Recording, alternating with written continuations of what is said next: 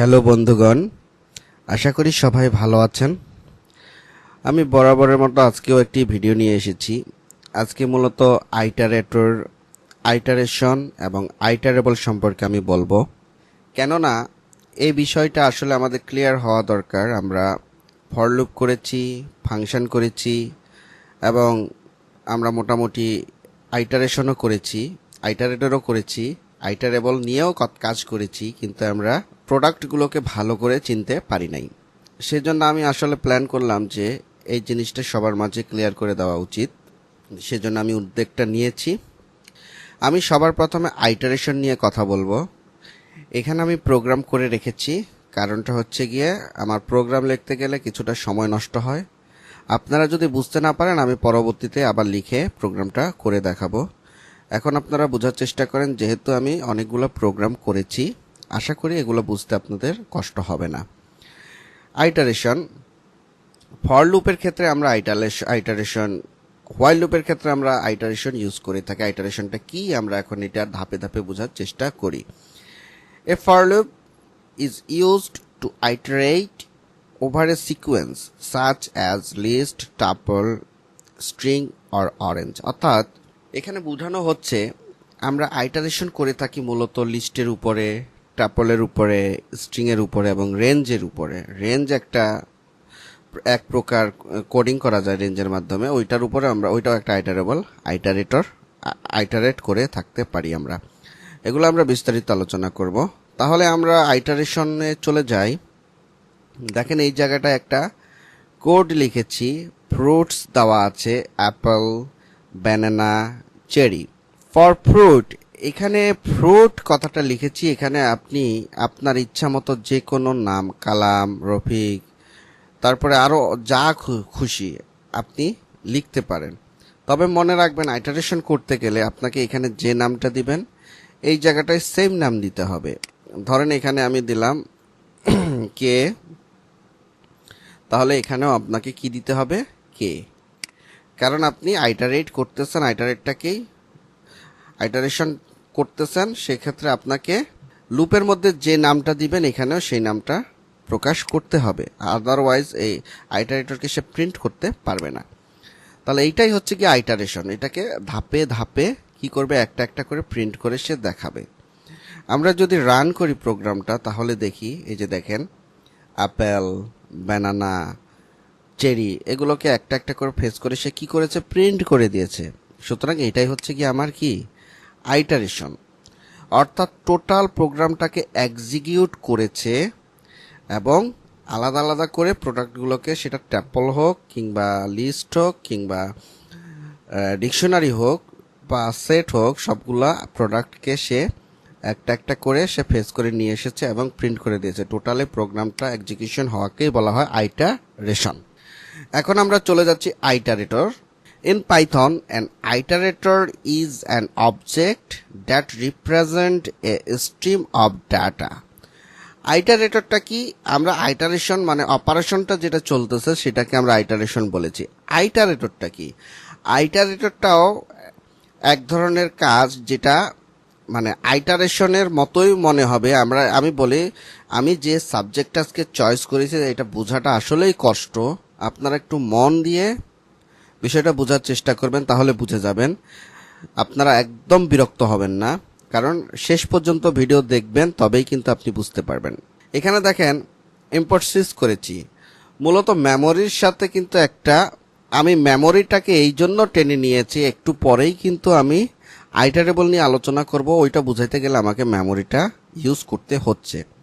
দেখেন এখানে import cis জাতীয় একটা মডিউল কি, আমি মডিউল তারপরে আরও অন্যান্য কিছুর উপরে আমি আলাদা একটা ভিডিও করব যেন আপনারা সহজে চিনতে পারেন। যাই হোক, আমি একটা মডিউল নিয়ে এসেছি, ইম্পোর্ট করেছি। তো এই জায়গাটায় আমি একটা লিস্ট কম্প্রেনশন নিয়ে একটা ধরেন লিস্ট তৈরি করেছি। করার পরে আমি এটা রান করেছি। আমি ফর লুপ চালাচ্ছি না, যেহেতু অনেক বড় একটা ভ্যালু নিয়েছি, সেজন্য এটা অনেক সময় নিবে, তাই আমি এটাকে রান করতে চাচ্ছি না। দেখেন আমি ইম্পোর্ট সিস করেছি, করার পরে আমি এখানে সাইজ গেট সাইজ অফ মূলত আমার এই প্রোগ্রামে কতটুকু মেমোরি খাচ্ছে সেটা দেখার জন্য আমি 1024 সাথে ভাগ করেছি। দেখেন এখানে যখন আমি লিস্টটা ক্রিয়েট করেছি, এই লিস্টটা এখানে 83 পয়েন্ট সামথিং এই পরিমাণ জায়গা সে নিয়েছে, অর্থাৎ এই লিস্ট। ওকে, যখন আমি এটাকে আইটারেটরে কনভার্ট করেছি, আইটারেটরকে কিভাবে প্রকাশ করা হয়, ধরেন এইটা হচ্ছে গিয়া আইটারেবল একটু পরে আসতেছি। এখন এটাকে যখন আমি আইটার দিয়ে প্রকাশ করব, আইটার এল, তো লিস্টটিকে আপনি যখন আইটার দিয়ে প্রকাশ করবেন তখন কিন্তু ওইটা কি হয়ে যাবে, আইটারেটরটা কি, আইটারেটর কেন ইউজ করা হয়, মূলত মেমোরিতে যেন জায়গার পরিমাণ খুবই কম খায়, যেন ইজিলি এক্সিকিউট হতে পারে, সেজন্যই কিন্তু আইটারেটর ইউজ করে থাকি, যাতে আমার প্রোগ্রামটা কনভিনিয়েন্স হয়, মানে আমি প্রোগ্রামটা ইজিলি এক্সিকিউট করতে পারি। তাহলে যখন আমি এই লিস্টটাকে আইটারেটর দিয়ে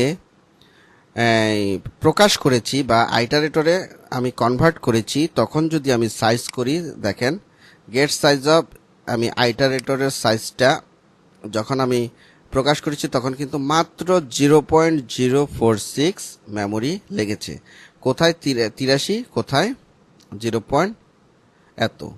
তাহলে এটাই হচ্ছে গিয়ে ডিফারেন্স। ওকে, এটাই হচ্ছে ডিফারেন্স। আপনি যখন আইটারেটর একটা লিস্টকে আপনি যখন রিপ্লেস করেন তখন কিন্তু প্রচুর জায়গা নেয়। আপনি যখন প্রোগ্রাম করেন তখন যদি আপনি আইটারেটর ইউজ করেন সেক্ষেত্রে আপনার জায়গাটা কম লাগবে। এখন আমরা আইটারেবলে চলে যাই। আমি এটা নিয়ে আরেকটু আলোচনা করব, আইটারেটর নিয়ে। আমি আইটারেবলে চলে যাই।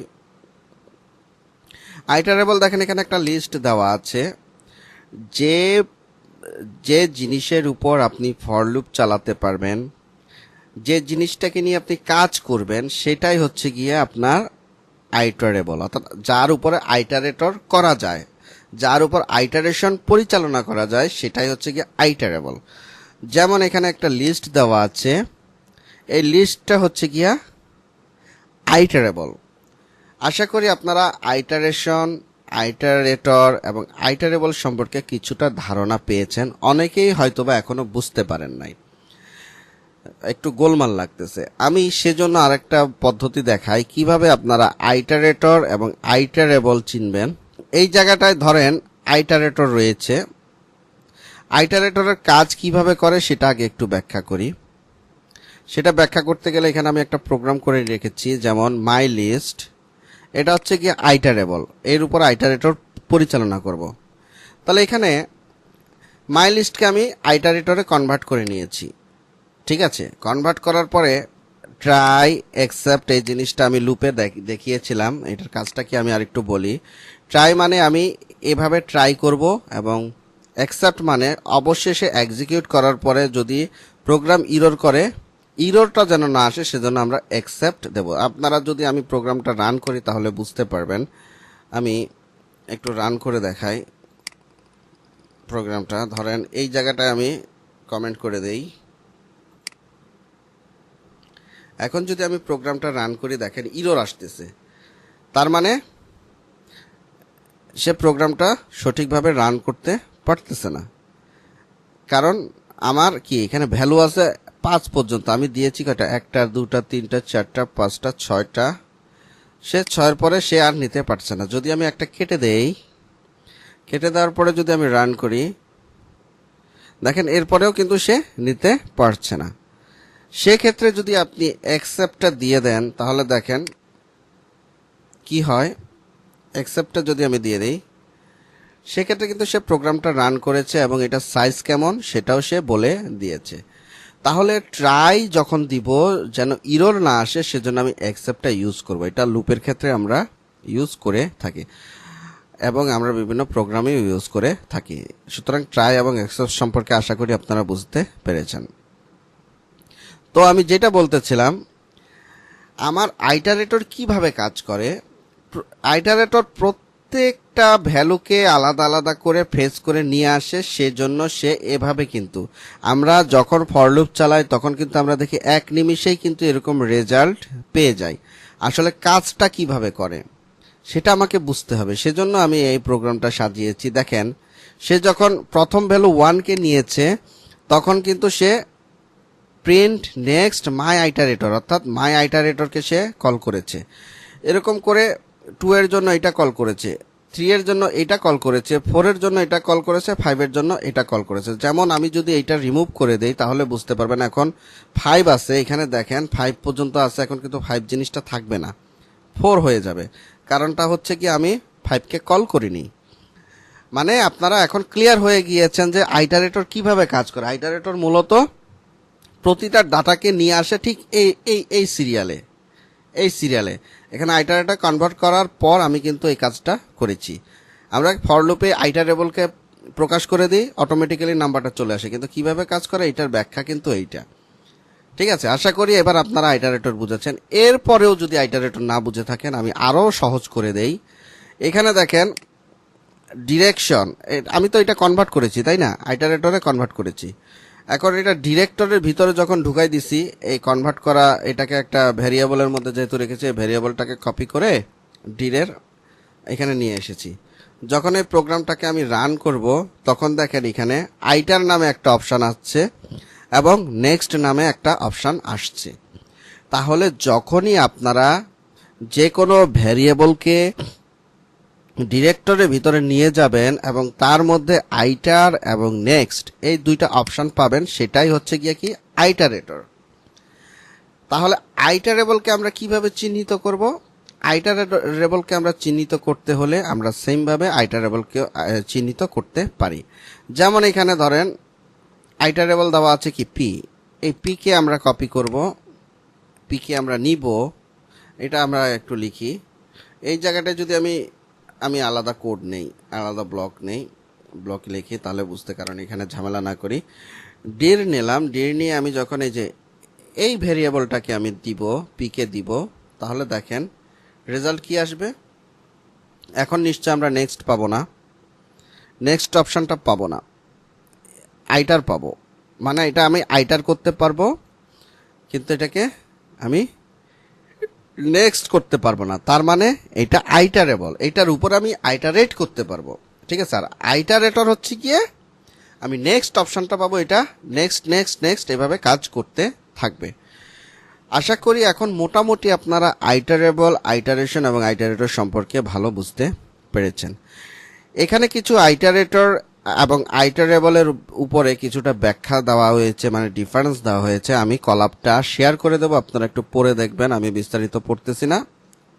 আমি কিওয়ার্ড অর্থাৎ দুইটার মধ্যে মেইন যে পার্থক্য সেটা আমি একটু ব্যাখ্যা করি। বোথ আইটারেবলস এবং iterators can be used in for loops, অর্থাৎ দুইটাই কিন্তু ফর লুপে ইউজ করা যাবে। আপনি আইটারেটরও ইউজ করতে পারতেছেন, আইটারেবলও ইউজ করতে পারতেছেন।